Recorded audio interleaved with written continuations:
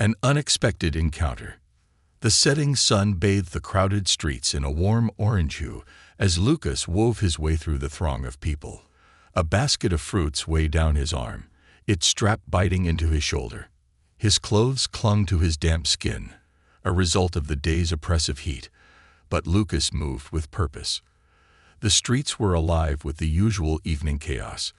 Vendors shouting out their wares, children laughing as they darted between stalls, and the occasional honking of a car making its way through the narrow lanes. Lucas wasn't one to linger. His mother would be waiting anxiously at home, her patience frayed by the pile of unpaid bills sitting on the kitchen table. Their landlord had been over that morning, issuing another stern warning about the rent. It was a routine Lucas was all too familiar with. His mother would force a smile for him, but her eyes always betrayed the stress. Tonight would be no different unless he hurried back to reassure her with his small earnings for the day. Turning a corner, Lucas entered a quieter part of the neighborhood, where the modest houses stood in rows, their peeling paint hinting at years of neglect. As he approached the corner house, he paused. An old man was wrestling with a large, garishly pink sofa, its bulk too much for his frail frame. The man's face was flushed from the effort, his wiry arms trembling as he tried to maneuver the unwieldy piece of furniture through the narrow doorway. "Darn thing won't budge," the man muttered, more to himself than anyone else. He gave the sofa another futile tug, only to have it wedge itself tighter against the doorframe. Lucas hesitated, setting his basket on the ground. He was tired and had no time to spare. Still, something about the old man's struggle pulled at him. His mind flashed back to his own mother, tirelessly working long hours to support them. This man, though a stranger, was someone else's family, a father or grandfather who perhaps had no one else to rely on. "Need a hand?" Lucas asked, stepping closer. The old man looked up, startled by the offer. His lined face softened, and he nodded. "If you don't mind, boy. This beast of a sofa's got the better of me." Lucas chuckled, setting aside his weariness. "Let's see if we can tame it together." The sofa was heavier than it looked. As Lucas positioned himself at one end, the old man took the other, and together they began the laborious task of freeing it from the doorway. The sofa groaned under their combined effort, but inch by inch, they managed to pull it through. Once it was finally out on the sidewalk, Lucas wiped the sweat from his brow. "Where's this going?" The old man gestured toward a truck parked a few feet away. "Into the back of that. My daughter's been after me to get rid of it, and I finally caved. But I didn't think it'd fight me this much." Lucas laughed. "Well, let's finish the job." It took another 10 minutes of maneuvering, lifting, and a few colorful exclamations from the old man, but they finally managed to load the sofa into the truck. The old man leaned against the side of the vehicle, catching his breath. "You're a good kid," he said, his voice tinged with gratitude. "Most would have walked right past." Lucas shrugged. "It looked like you needed help." "Still," the old man said, pulling a handkerchief from his pocket to dab at his sweaty forehead, "it's not often you find someone willing to lend a hand without asking for anything in return. What's your name?" "Lucas," he replied. "And it's no big deal. I was just passing by." "Well, Lucas, you've got my thanks." The old man reached into his pocket and pulled out a crumpled bill. "Here, take this." Lucas shook his head, stepping back. "I didn't help for money." The old man studied him for a moment, then smiled. "You've got a good heart, boy. Your mother raised you right." Lucas felt a flicker of pride but shrugged it off. He picked up his basket and nodded toward the old man. "Take care, sir." As he walked away, Lucas couldn't shake the warmth that spread through him. It wasn't much, just helping an old man with a heavy sofa, but it felt good to make someone's day a little easier. At home, his mother was exactly as he'd expected, worried and tired. Her eyes lit up briefly when she saw him, but the weight of their struggles quickly dimmed her smile. Lucas handed her the money he'd earned, and she hugged him tightly. "Thank you, my boy," she said, her voice trembling with emotion. Lucas nodded, his mind already moving on to the next day and the challenges it would bring. He didn't think about the old man again that night, nor did he have any inkling of how that brief encounter would ripple through his life in ways he could never have imagined. A sudden visitor. The next morning, the sun streamed through the thin curtains of their modest home, filling the small living room with a soft golden light. Lucas woke to the familiar sound of his mother in the kitchen, humming a tune as she prepared a simple breakfast. The smell of freshly brewed tea wafted through the air, mingling with the faint aroma of yesterday's dinner. Stretching, Lucas rubbed the sleep from his eyes and sat up. Today would be like any other, another day of running errands, helping neighbors with odd jobs, and scraping together what little he could to contribute to the household. His mother had already left for her cleaning job by the time he stepped into the kitchen. On the small table, she had left a plate with a piece of bread and a note. "Take care, my son. Be safe today." Lucas smiled faintly and ate quickly. Life wasn't easy, but they managed. Every day was a testament to their resilience. The day passed uneventfully. Lucas spent the morning delivering groceries for Mr. Patel, the corner store owner, and the afternoon helping Mrs. Cruz carry heavy bags of rice up to her third-floor apartment. By the time the sun dipped below the horizon, Lucas was exhausted but satisfied with his small earnings. As he walked back home, the quiet streets seemed almost serene compared to the hustle and bustle of the day. His neighborhood, though worn and frayed around the edges, was filled with people who worked hard and cared deeply for one another.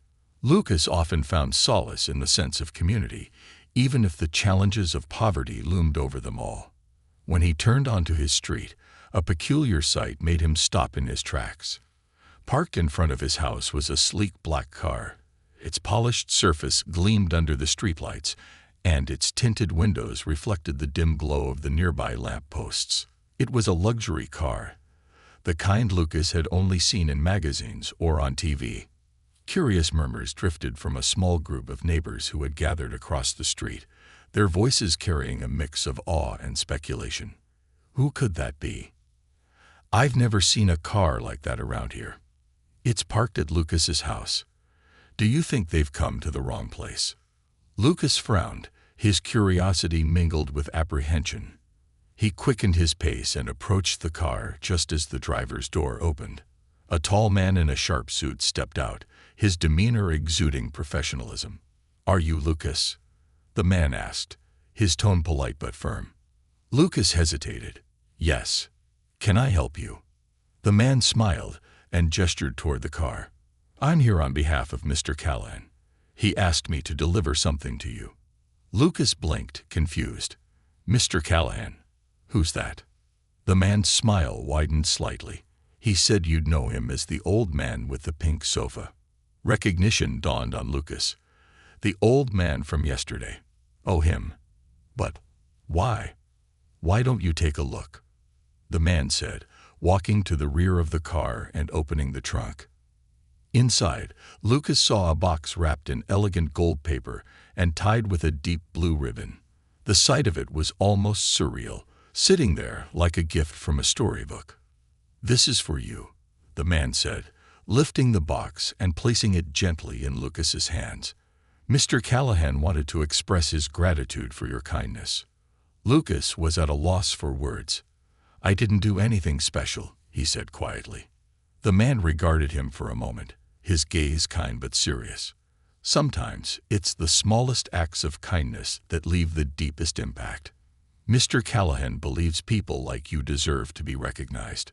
Lucas stared at the box, unsure whether to open it then or wait. The man seemed to sense his hesitation. "I'll let you enjoy your gift in private," he said, stepping back toward the car. "Have a good evening, Lucas." With that, the man got into the car and drove off, leaving Lucas standing on the sidewalk with the mysterious box in his hands.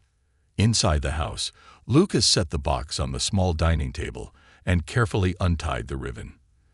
His mother, who had just returned home, watched from the doorway, her expression a mix of curiosity and concern. "What is that?" she asked. "I'm Not sure, Lucas admitted. It's from an old man I helped yesterday.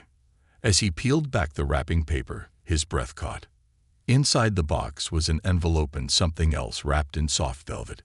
He opened the envelope first, revealing a handwritten note on thick, expensive stationery. Dear Lucas, you reminded me that the world is still filled with good people who act out of kindness, expecting nothing in return. In my younger days, I faced challenges that would have been insurmountable without the help of strangers like you. I've been fortunate in life, and now I want to pass that fortune on to others. This is just a small token of my appreciation. May it bring you closer to your dreams.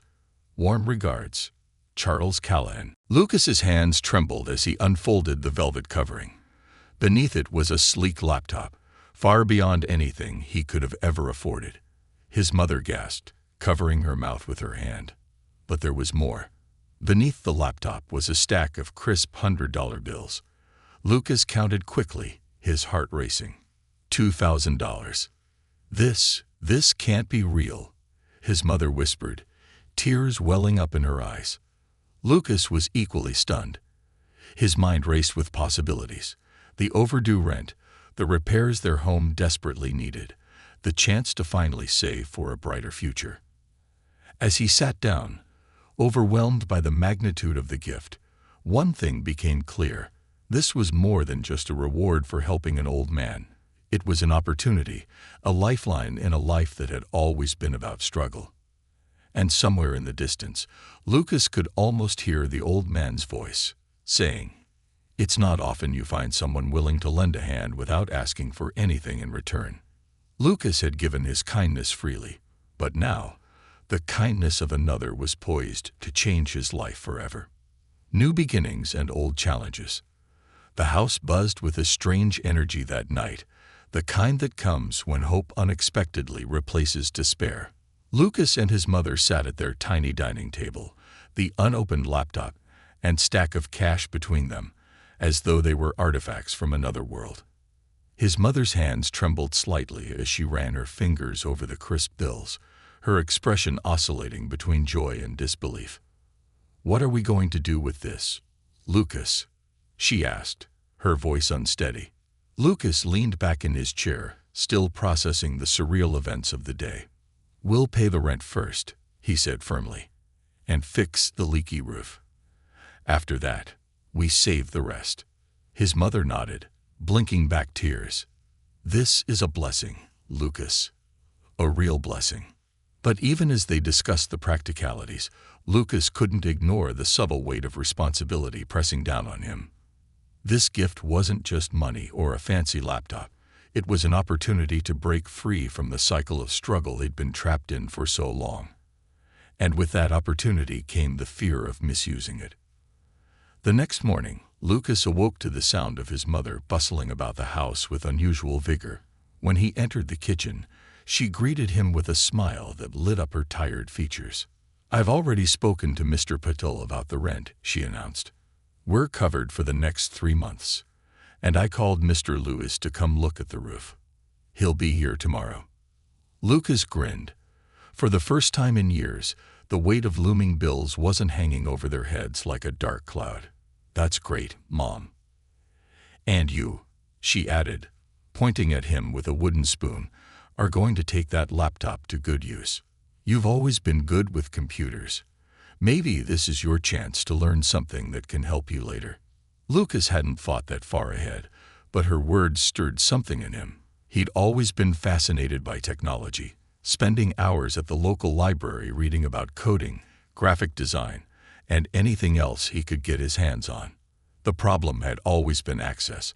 Until now. That afternoon, Lucas carefully unpacked the laptop and powered it on. The sleek machine hummed to life, its screen glowing with possibilities. He spent the next few hours exploring its features, marveling at how fast and powerful it was compared to the old public library computers he was used to. But what truly excited him was the thought of learning. With the internet at his fingertips, Lucas dived into free online courses on graphic design, an area he'd always been drawn to. He started small, following tutorials on creating simple designs and experimenting with shapes and colors. Hours passed in a blur, and by the time he looked up, the sun had dipped below the horizon. His mother peeked into the room, smiling softly. "You've been at it all day." Lucas stretched, feeling the stiffness in his shoulders. "I didn't realize how much I missed learning." She nodded, stepping inside. "I'm proud of you, Lucas. You've always made the most of what little we had. Now that we have this, make it count." Over the next few weeks, Lucas's life began to change in ways he hadn't anticipated. The laptop became his gateway to a world of opportunities. He spent every spare moment learning and practicing, building a portfolio of designs he could be proud of. His neighbors, noticing his new skill, began asking him for help with small projects, creating flyers for the local bakery, designing a logo for a handyman service, and even sprucing up a church bulletin. Word spread quickly, and soon Lucas was earning a modest income from his designs. It wasn't much, but it was enough to make a difference. He used the money to buy groceries, help his mother with household expenses, and even set some aside for future needs. But as Lucas began to carve out a brighter path, life in their neighborhood continued to present its challenges. One evening, as Lucas returned home after delivering a design to a client, he found a group of teenagers loitering near the entrance to his street. They were older boys he recognized, troublemakers who often bullied younger kids and vandalized property. "Hey, Lucas," one of them called, his tone mocking. "Heard you're some kind of computer genius now." Lucas tensed but kept walking. "Just doing what I can." Another boy stepped in front of him, blocking his path. "Must be nice having that fancy laptop," he said, his eyes narrowing. "Bet you think you're too good for the rest of us now." Lucas sighed, trying to keep his cool. "It's not like that. I'm just trying to help my mom." The first boy smirked. "Maybe you should help us too. Share the wealth, you know." Lucas clenched his fists, frustration boiling inside him. He didn't want trouble, but he wasn't about to let these bullies intimidate him either. "I worked hard for everything I have," he said evenly. "You want something.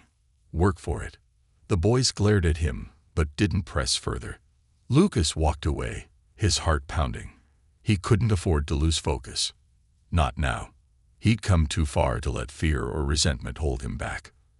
Later that night, as Lucas sat at his desk, he replayed the encounter in his mind. He realized that not everyone in the neighborhood would celebrate his success. Some would see it as a reminder of what they didn't have. But Lucas also knew he had a choice. He could either let their negativity drag him down or use it as motivation to keep pushing forward. He opened his laptop and began working on a new project, a design for a community event aimed at bringing neighbors together. He wanted to show them that success didn't have to divide them. It could unite them. Lucas's journey was just beginning, but he was determined to make it a journey worth taking, not just for himself, but for everyone around him. Little did he know, his newfound skills and unyielding determination would soon open doors he hadn't even dared to dream of.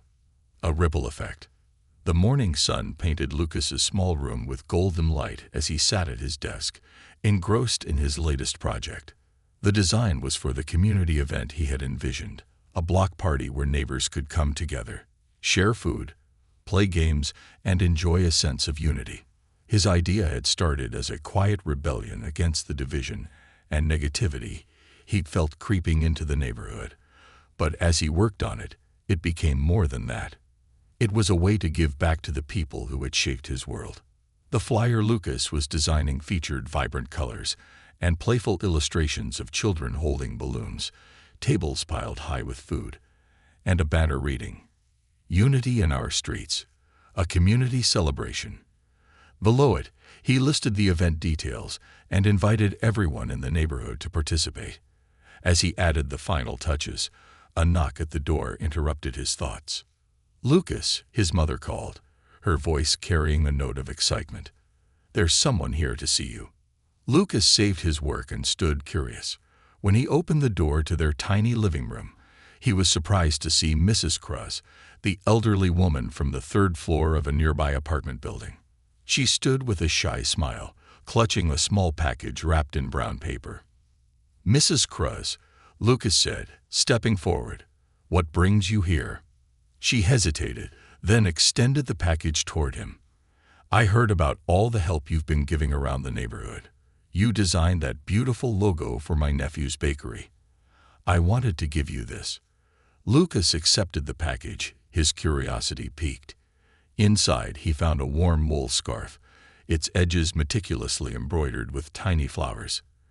It was simple, but the care and effort that had gone into making it were evident. "I made it myself," Mrs. Cruz said softly. "It's not much, but I wanted to thank you." Lucas smiled warmly. "It's beautiful. Thank you, Mrs. Cruz. You didn't have to do this." "Nonsense," she replied, her eyes twinkling. "You've been a blessing to all of us. It's the least I could do." After she left, Lucas sat with the scarf in his hands, feeling a deep sense of gratitude. The gesture was small but profoundly meaningful, a reminder that his efforts were making a difference. He resolved to push ahead with the block party idea. It wasn't just about uniting the neighborhood. It was about creating moments like this, where kindness and appreciation could shine. The next few days were a whirlwind of preparation. Lucas printed stacks of flyers and distributed them throughout the neighborhood, knocking on doors and chatting with neighbors. Some were hesitant at first, but his enthusiasm was infectious. "It's just one afternoon," Lucas said to Mr. Patel, the store owner. "We'll have food, music, and games for the kids. It'll be good for business, too. More people will come by the store." Mr. Patel scratched his chin, then nodded. "All right, boy. Count me in. I'll donate some snacks and drinks." Similar conversations played out across the neighborhood. Mrs. Cruz offered to make her famous tamales. Mr. Lewis, the handyman, volunteered to set up tables and chairs. Even the teens who had tried to intimidate Lucas earlier showed a surprising interest, offering to DJ the event with their portable speaker system. Lucas felt the pieces coming together, but the biggest surprise came one evening when his phone buzzed with an unfamiliar number. He answered hesitantly, only to hear a familiar voice on the other end. "Lucas, it's Charles Callahan," the old man from the sofa incident said cheerfully. "I heard about your block party." Lucas blinked, stunned. How? How did you know?" "The young man I sent to deliver your gift," Callahan explained. "He's kept me updated on how you've been using the laptop. I must say, I'm impressed." Lucas was at a loss for words. "Thank you, sir. I just wanted to help my community." "That's exactly why I'm calling," Callahan said. "I'd like to contribute. How about I cover the cost of catering? Let's make sure no one leaves hungry." Lucas stammered his gratitude, overwhelmed by the generosity. Callahan chuckled warmly. "You've already done the hard part, Lucas. Bringing people together isn't easy, but you've managed to inspire them. This is my way of supporting that effort." When the call ended, Lucas sat in stunned silence. The block party had started as a small dream, but now it was growing into something far bigger. On the day of the event, the usually quiet streets of Lucas's neighborhood were alive with music, laughter, and the delicious aroma of food. Banners fluttered in the breeze, children raced each other in games of tag, and neighbors mingled, many of them meeting for the first time. Lucas moved through the crowd, checking in with volunteers and making sure everything was running smoothly.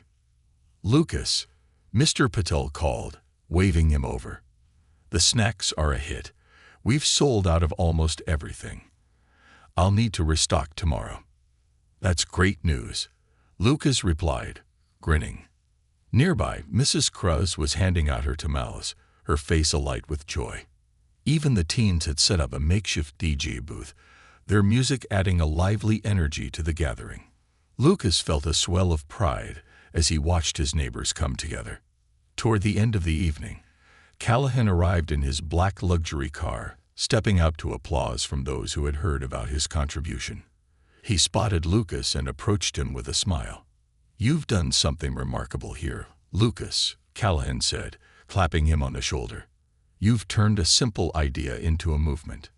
Lucas shook his head modestly. "I couldn't have done it without everyone's help. And your generosity made all the difference." Callahan looked around, his expression thoughtful. "This is what community looks like. People coming together, lifting each other up. You've shown them what's possible." As the night drew to a close, Lucas stood at the center of the street, watching as families began to pack up and head home, their faces glowing with happiness. His mother joined him, slipping an arm around his shoulders. "You've done something special, Lucas," she said, her voice thick with emotion. "I'm so proud of you." Lucas nodded, feeling a deep sense of fulfillment. The block party wasn't just an event. It was a turning point for the neighborhood.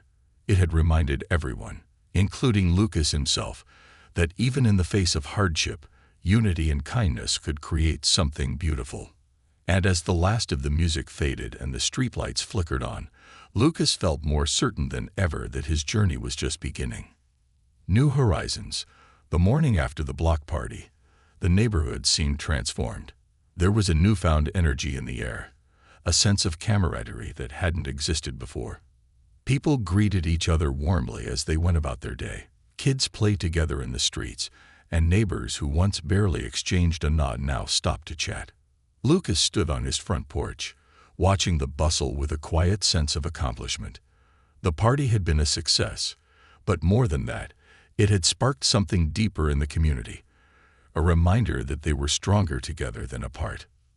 "Lucas," his mother called from the kitchen, "there's another letter for you." Curious, Lucas went inside to find her holding a cream-colored envelope with his name scrawled in elegant handwriting. His heart skipped as he took it, already guessing who it might be from. He opened it carefully and unfolded the letter inside. "Dear Lucas, I was deeply moved by what you accomplished yesterday. Watching your community come together so vibrantly reminded me of the neighborhoods I grew up in. Places filled with hard-working people who rarely got the recognition or opportunities they deserved. Your initiative showed me that you're not just someone who responds to kindness with gratitude, but someone who pays it forward tenfold. I believe in your potential, Lucas, and I'd like to help you pursue it. I've taken the liberty of arranging a scholarship for you at the City Technical Academy. It's a program designed for individuals with a passion for technology and innovation. They've agreed to waive the application process given your circumstances and the glowing recommendation I've provided. The program starts in 2 weeks, and I've enclosed all the details. I hope you'll take this opportunity. It's one I wish I'd had at your age. Warm regards, Charles Callahan *. Lucas sat down heavily, his mind reeling. A scholarship to a prestigious academy. He could barely process what he was reading. The City Technical Academy was renowned, offering specialized training in fields like graphic design, computer programming, and engineering. It was the kind of place he had always dreamed about, but had never dared to imagine attending. His mother sat across from him, her eyes wide with disbelief as she read the letter. "Lucas," she whispered, her voice thick with emotion, "this could change everything for you." Lucas nodded, the weight of the opportunity sinking in. "But what about you, Mom? What about the rent, the bills? I can't just leave everything behind." She reached across the table and took his hands in hers. "You've already done so much for me. For us. This is your chance to build a future, Lucas. Don't let anything hold you back." The next 2 weeks passed in a blur. Lucas worked tirelessly to prepare for his new chapter while continuing to help his community. He spent hours refining his skills, completing online courses, and putting together a portfolio to show his instructors at the academy. The neighborhood, hearing about his scholarship, rallied around him. "Don't you worry about your mom," Mr. Patel said one afternoon as Lucas picked up groceries. "We'll keep an eye on her while you're away." Mrs. Cruz added, "And she'll never go hungry, not while I'm here." Even the teenagers who had once mocked him came by to offer their support. "You're making us all proud, man," one of them said awkwardly. "Go show those rich folks what we're made of." Lucas was deeply moved by their encouragement. It reminded him why he'd started all this in the first place, not just for himself, but for everyone who had ever felt trapped by their circumstances. On his last day in the neighborhood, Lucas packed his belongings into a second-hand duffel bag, the laptop Callahan had gifted him tucked safely inside. His mother stood by the door, her eyes glistening with unshed tears. "I'm going to miss you, Lucas," she said, pulling him into a tight embrace. "But I know you're going to do great things. I'll visit as often as I can," Lucas promised, his voice thick with emotion. "And I'll call every day." As he stepped outside, he was greeted by a small crowd of neighbors gathered to see him off. They cheered and clapped as he walked toward the waiting car, a modest sedan this time, sent by Callahan's assistant to drive him to the academy. "Good luck, Lucas," someone shouted. "Make us proud." As the car pulled away, Lucas looked back at the familiar streets, his heart swelling with gratitude. He carried with him not just his dreams, but the hopes of everyone who had supported him along the way. The City Technical Academy was a world apart from anything Lucas had ever known. Its sleek, modern campus buzzed with innovation, filled with students who seemed to move with purpose and confidence. Lucas felt a pang of doubt as he stepped through the glass doors for the first time, clutching his bag tightly. Could he really keep up with these people? Would he fit in? But then he thought of the journey that had brought him here, the old man with the pink sofa, the neighbors who believed in him, and the block party that had shown him the power of community. He straightened his shoulders, determined to make the most of this opportunity. Orientation day was overwhelming but exciting. Lucas was introduced to cutting-edge tools and technologies, met instructors who were leaders in their fields, and even got a glimpse of the student projects that had won national awards.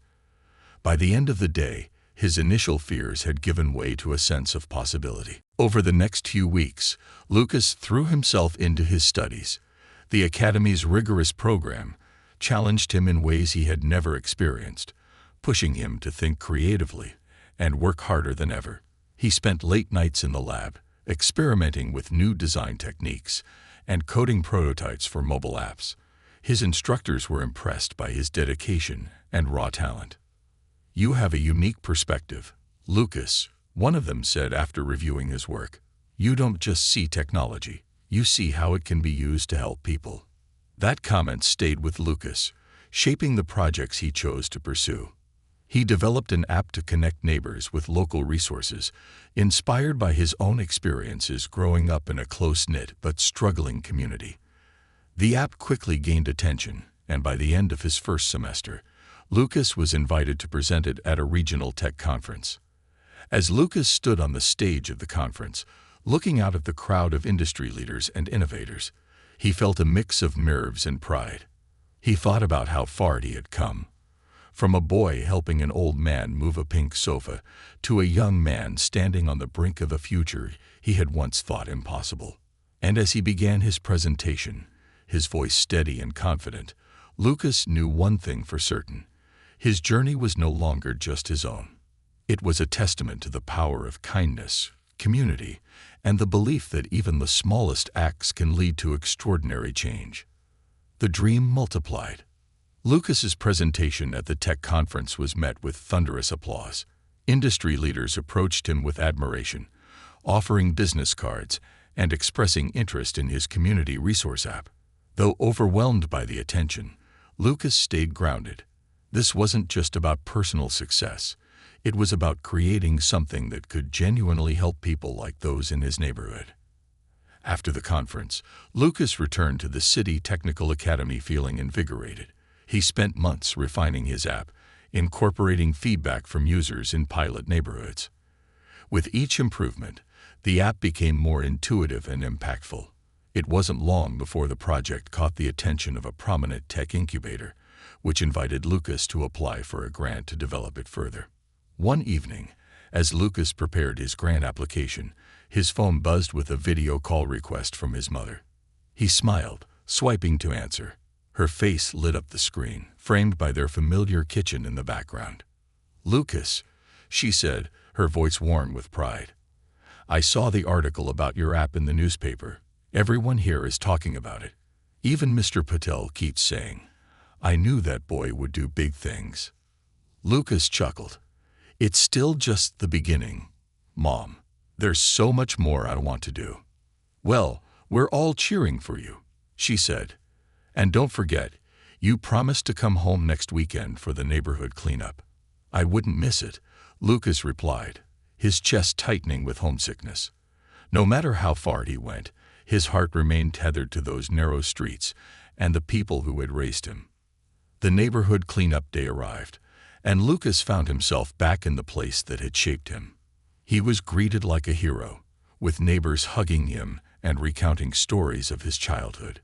Even the teens who had once doubted him joined in, eager to contribute. As they worked together to pick up trash, paint fences, and plant flowers, Lucas noticed something remarkable. The sense of unity that had blossomed after the block party had only grown stronger. People were taking pride in their community, not just in their homes, but in their shared spaces. It was a transformation Lucas hadn't fully appreciated until now. During a break, he sat with Mrs. Cruz, who handed him one of her famous tamales. "You've done so much for us, Lucas," she said, her eyes twinkling. "But the most important thing is how you've inspired everyone to believe in themselves." Her words stayed with him as he returned to the academy. They reminded him that his journey wasn't just about creating technology, it was about empowering others. Months later, Lucas received the news he had been waiting for. His app had won the Tech Incubator's grant. The funding would allow him to expand its reach, improving accessibility and rolling it out to more neighborhoods across the city. But Lucas didn't stop there. He wanted the app to be more than just a tool. He wanted it to be a movement. He began building a team, recruiting talented individuals who shared his vision. Many of them were from similar backgrounds, people who understood the struggles of underprivileged communities and wanted to make a difference. Together, they developed additional features for the app, including job boards, mentorship programs, and mental health resources. As the app grew in popularity, Lucas found himself in meetings with city officials and nonprofit organizations. His work was making waves, and he became a sought-after speaker at events focused on social innovation. But despite the accolades, Lucas remained humble, always crediting his success to the people who had supported him along the way. One day, Lucas received an invitation to speak at a prestigious international conference on technology and social change. As he stood on the stage in front of a packed auditorium, he couldn't help but think back to the boy he had been, not so long ago, hurrying home with a basket of fruit, unaware of the journey ahead. "Good afternoon," he began, his voice steady and clear. "When I started this journey, I didn't have grand ambitions. I didn't set out to change the world. All I wanted was to help my mom, pay the rent, and maybe make life a little better for the people around me." He paused, looking out at the sea of faces. "But what I've learned is that small acts of kindness can set off ripples that grow into waves. It all started when I helped an old man move a pink sofa. I didn't expect anything in return, but that one moment of generosity opened doors I never knew existed." The audience listened intently as Lucas shared his story, weaving together the challenges he had faced, the lessons he had learned, and the impact of his app on underserved communities. "My message to you," he concluded, "is that innovation isn't just about technology. It's about people. It's about understanding their struggles, their hopes, and their potential. And it's about believing that even the smallest action can spark a transformation." The crowd rose to their feet, applauding as Lucas stepped back from the podium. He felt a deep sense of fulfillment, not because of the recognition, but because he knew he was making a difference. Back in his hometown, Lucas's app had become a lifeline for the community. It connected people to resources, fostered new relationships, and even inspired other neighborhoods to launch their own initiatives. The change wasn't just in the technology, it was in the mindset. People began to see themselves not as victims of their circumstances, but as agents of change. One evening, Lucas returned to visit his mother. They sat on the porch, watching the sunset paint the sky in shades of orange and pink. "You've come so far, Lucas," his mother said, her voice filled with pride. "Do you ever stop and think about how it all started?" Lucas smiled, his gaze drifting to the street where he'd first met Charles Callahan struggling with that oversized sofa. "All the time," he admitted. "If I've learned anything, it's that every journey starts with a single step, or in my case, a single lift." They both laughed, the sound carrying on the evening breeze. As the stars emerged, Lucas felt a deep sense of peace. His journey was far from over, but he was no longer walking it alone. He was part of something greater, a movement fueled by kindness, determination, and the unwavering belief that even the smallest actions could create ripples that stretched far beyond what anyone could imagine. The ripple becomes a tide.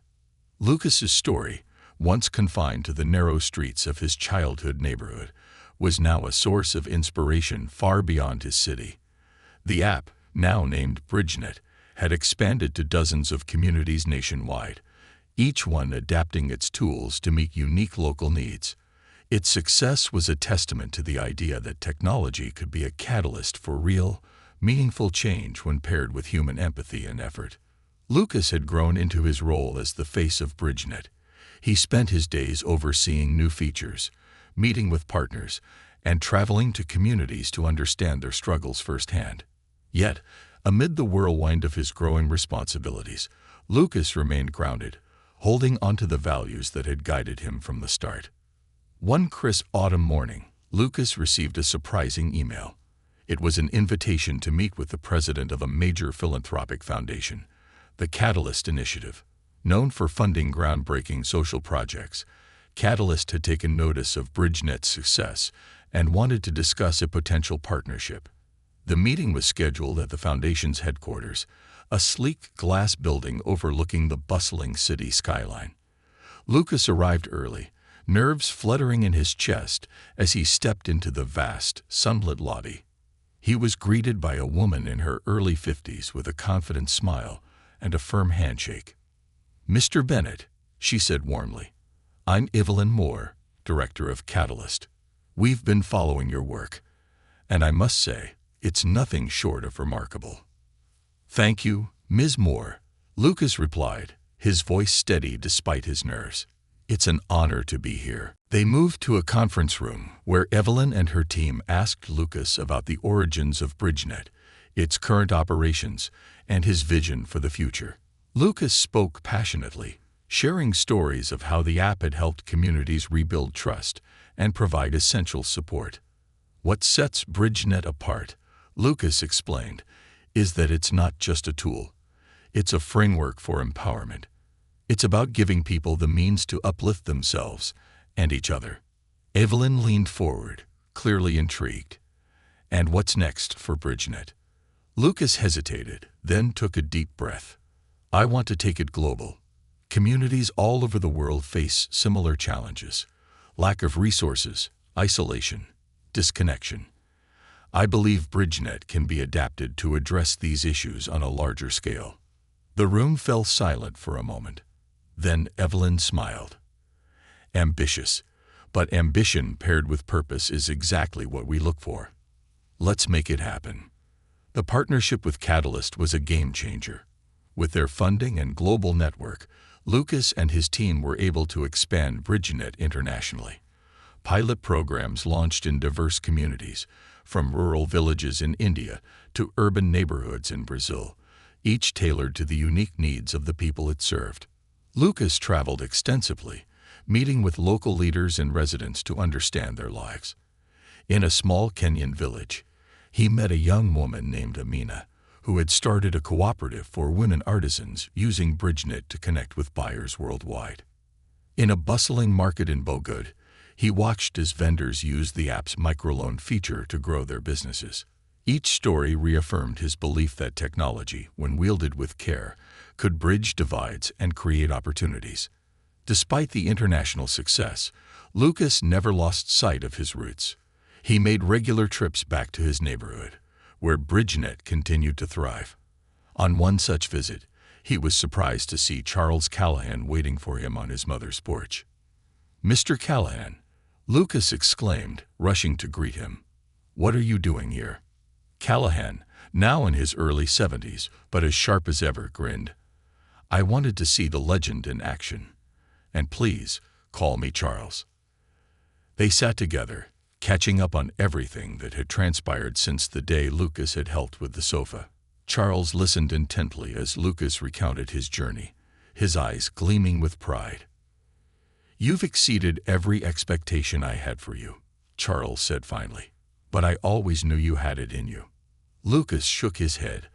"I wouldn't be here if it weren't for you. You gave me a chance when no one else would." Charles waved a dismissive hand. "You gave yourself the chance, Lucas. I just opened the door." As Bridgenet continued to flourish, Lucas began to think about the broader implications of his work. He convened a summit, inviting community leaders, activists, and technologists from around the world to discuss how technology could be leveraged for social good. The event, held in a sprawling convention center, was a vibrant mix of ideas and cultures. On the summit's final day, Lucas took the stage to deliver the keynote address. Standing before thousands of attendees, he felt a familiar mix of nerves and determination. He began by sharing his story, the same one he had told countless times, but never tired of recounting. "I started this journey with a simple act of kindness," Lucas said, his voice carrying across the auditorium. "What I've learned along the way is that kindness is not just a moral choice. It's a powerful force for change. It can inspire action, build connections, and transform entire communities." He paused, letting the words sink in. But kindness alone is not enough. We must pair it with action, with innovation, and with a relentless commitment to making the world better, not just for ourselves, but for everyone. The audience erupted into applause, a standing ovation that brought tears to Lucas's eyes. In that moment, he realized that Bridgenet was more than just an app. It was a symbol of hope, a testament to what could be achieved when people came together with a shared purpose. Back in his childhood neighborhood, the impact of Lucas's work was everywhere. The streets were cleaner, businesses were thriving, and the community felt stronger than ever. But for Lucas, the greatest reward was seeing the younger generation, kids who reminded him of himself, dreaming bigger than he ever had at their age. One evening, as he walked through the streets, a boy no older than 10 ran up to him, clutching a notebook filled with drawings. "Mr. Bennett," the boy said breathlessly, "can I show you something?" Lucas knelt down, flipping through the pages of sketches, designs for machines, apps, and inventions. The boy's eyes sparkled with excitement as he explained each one. Lucas listened intently, feeling the deep sense of déjà vu. "These are amazing," Lucas said, handing the notebook back. "Keep working on them. And who knows, maybe one day you'll build something that changes the world." The boy beamed, running off to join his friends. Lucas watched him go, his heart full. The ripple he had started years ago had grown into a tide, one that would continue to shape lives for generations to come. Legacy of a lifeline. As the months went by, Lucas's life seemed to be unfolding in ways he had never imagined. From a boy hustling to help his mother make ends meet, to a young man who had sparked a social innovation revolution, he had become a beacon of hope and progress. Yet even as he expanded Bridgenet globally and saw its positive impact on communities worldwide, Lucas couldn't shake the feeling that he had only just begun. The headquarters of Bridgenet had expanded into a thriving office complex, with hundreds of employees dedicated to refining the app, launching new programs, and scaling its reach. The company now had local hubs in over 50 cities, each focused on tailoring Bridgenet's features to the specific needs of diverse populations. But Lucas knew that his success was not just in numbers, but in the very real, tangible change it had brought to people's lives. One of the most profound changes Lucas had seen was the rise of community leaders who had once felt powerless, BridgeNet's mentoring and resource-sharing systems had sparked a shift in how people thought about their roles within their neighborhoods.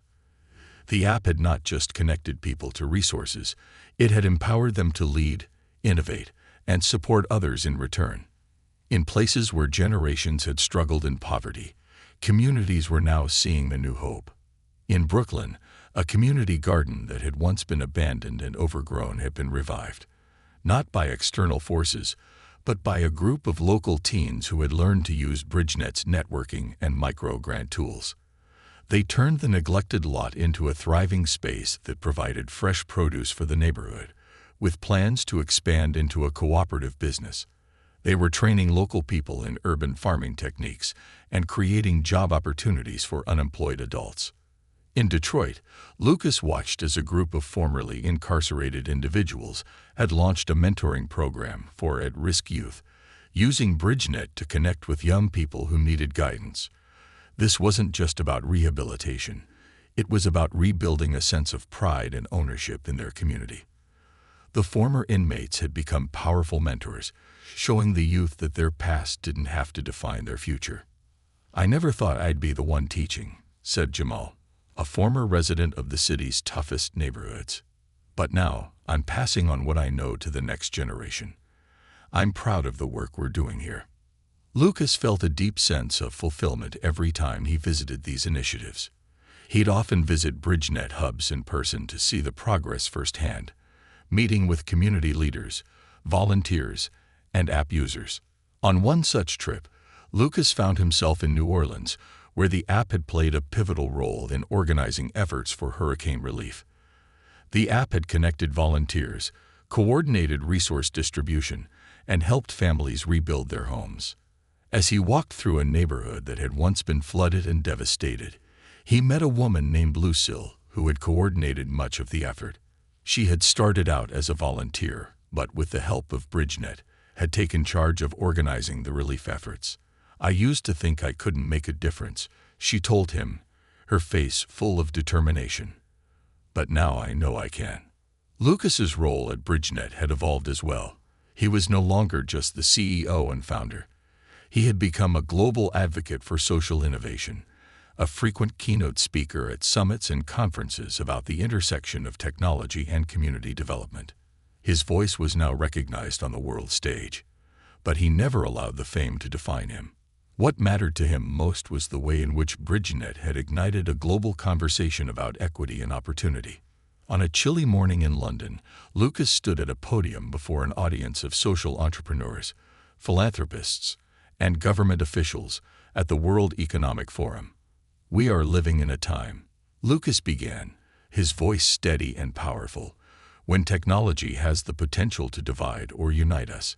It can widen the gap between the haves and have-nots, or it can bring us together, help us share resources, and build new systems of support." He paused, letting the weight of his words sink in.